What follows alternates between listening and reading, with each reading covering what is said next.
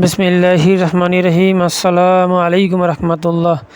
আজকে আবারও খুবই চমৎকার একটি জায়গার ভিডিও নিয়ে আসলাম, ধৈর্য সহকারে দেখতে থাকেন। আমি রাস্তা থেকে সরাসরি জমিনে যাব, পুরোটা আপনারা দেখতে থাকেন।